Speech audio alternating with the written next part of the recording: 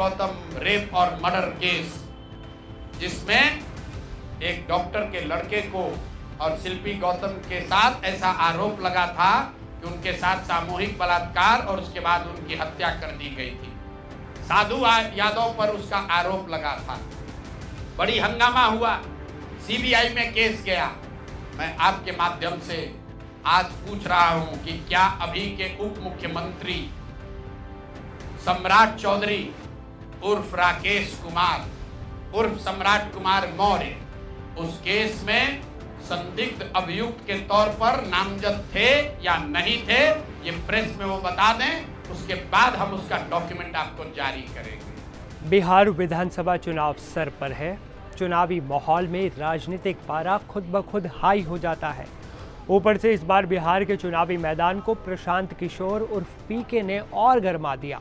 कुल मिलाकर बिहार में विधानसभा चुनावों के ठीक पहले बवाल मचा हुआ है। बवाल जनसुराज पार्टी के मुखिया प्रशांत किशोर द्वारा आए दिन किए जा रहे कथित आरोप और खुलासों को लेकर।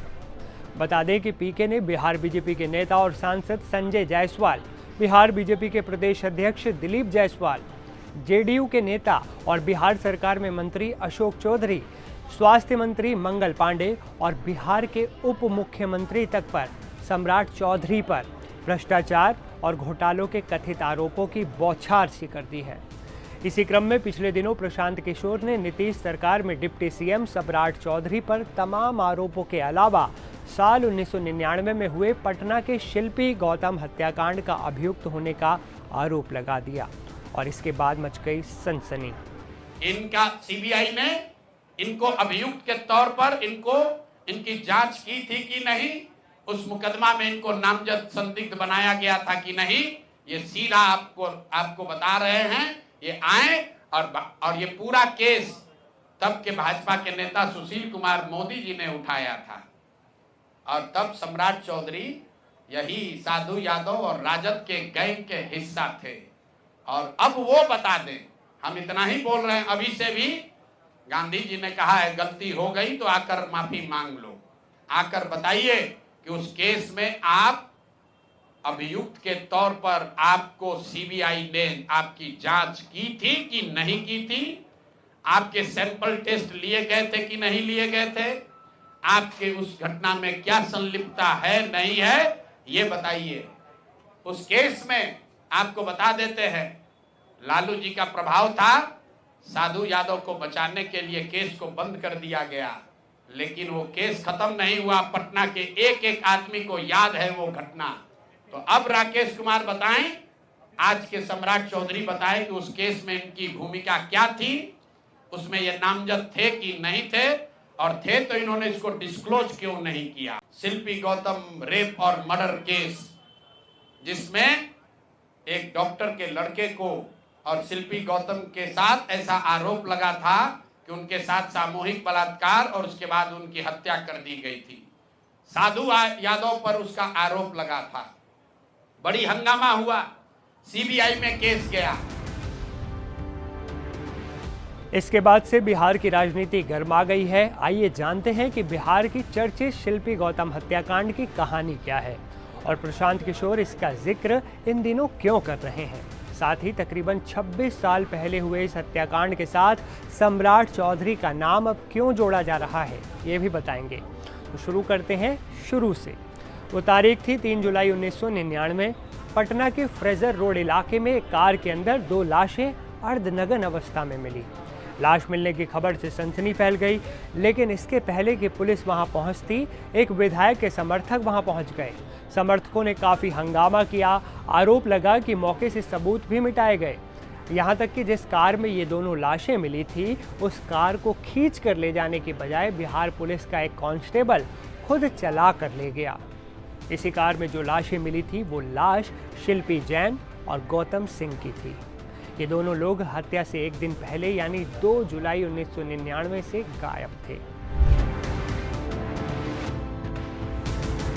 इस हत्याकांड की घटना के 26 साल बाद ये फिर से चर्चा में आया है। वजह है प्रशांत किशोर की प्रेस कॉन्फ्रेंस। पीके ने ये कहकर सनसनी मचा दी है कि शिल्पी गौतम हत्याकांड में उप मुख्यमंत्री सम्राट चौधरी से सीबीआई ने पूछताछ की थी। उन्होंने कहा कि इस हत्याकांड में सम्राट चौधरी नामजद अभियुक्त थे। शिल्पी जैन पटना विमेंस कॉलेज में पढ़ती थीं। उनकी मॉडलिंग में रुचि थी। मिस पटना का खिताब जीत चुकी थी। वहीं गौतम एक NRI डॉक्टर के बेटे थे। वो राजनीति में आना चाहते थे। बिहार में उन दिनों लालू यादव की सरकार थी और उन दिनों लालू सरकार में उनके साले साधु यादव की तूती बोला करती थी। गौतम इन्हीं साधु यादव के करीबी थे। उन्हें लगता था कि साधु यादव उन्हें टिकट दिला सकते हैं, लेकिन बदलते घटनाक्रम में साधु यादव ही गौतम की हत्या के आरोपी बने। जी हाँ, 2 जुलाई 1999 को जब शिल्पी कंप्यूटर क्लास करने जा रही थी, तभी उसे रास्ते से किडनैप कर लिया गया। उसे बताया गया कि गौतम एक गेस्ट हाउस में उसका इंतज़ार कर रहा है। इसीलिए शिल्पी गौतम से मिलने के लिए उस कथित गेस्ट हाउस पर पहुंच गई, लेकिन गेस्ट हाउस में गौतम नहीं था। मीडिया रिपोर्ट से पता चलता है कि गौतम को जब इस बात की जानकारी मिली तो वो भागते हुए उस गेस्ट हाउस में पहुंच गया। फिर क्या हुआ आपको बताते हैं, सुनकर आपकी भी रूह कांप जाएगी। शुरुआती जांच में पता चला कि शिल्पी के साथ कई लोगों ने रेप किया था, जबकि गौतम के शरीर पर चोट के निशान थे, जिससे हत्या की आशंका जताई जा रही थी। लेकिन इस घटना को आत्महत्या बताने की कोशिश हुई बहुत ज़्यादा। घटना के 6 दिन बाद शिल्पी के परिवार ने सामने आकर इसे हत्या बताया था। बाद में मामले की जांच CBI को सौंपी गई थी। CBI ने क्या किया? CBI ने साधु यादव से DNA सैंपल मांगा, लेकिन साधु यादव ने कभी सैंपल ही नहीं दिया। हालांकि साधु यादव खुद कहते हैं कि उनसे कभी सैंपल नहीं मांगा गया। साल 2003 में CBI ने इसे आत्महत्या मानते हुए क्लोजर रिपोर्ट फाइल कर दी। उस केस में आपको बता देते हैं, लालू जी का प्रभाव था। साधु यादव को बचाने के लिए केस को बंद कर दिया गया, लेकिन वो केस खत्म नहीं हुआ। पटना के एक एक आदमी को याद है वो घटना। तो अब राकेश कुमार बताएं, आज के सम्राट चौधरी बताएं कि उस केस में इनकी भूमिका क्या थी। हालांकि शिल्पी का परिवार हमेशा इसे हत्या मानता रहा। 2006 में शिल्पी के भाई प्रशांत जैन ने इस केस को दोबारा खुलवाने की कोशिश की, लेकिन प्रशांत का अपहरण हो गया। इसके बाद परिवार ने कोशिशें बंद कर दी। हर बार चुनाव में इस घटना को भुनाया जाता है। बीजेपी RJD पर जंगल राज का आरोप लगाती रही है। अब प्रशांत किशोर ने इस मामले में सम्राट चौधरी का नाम घसीटा है। आप बताइए, आपको क्या लगता है, क्या वाकई सम्राट चौधरी का इसमें हाथ होगा?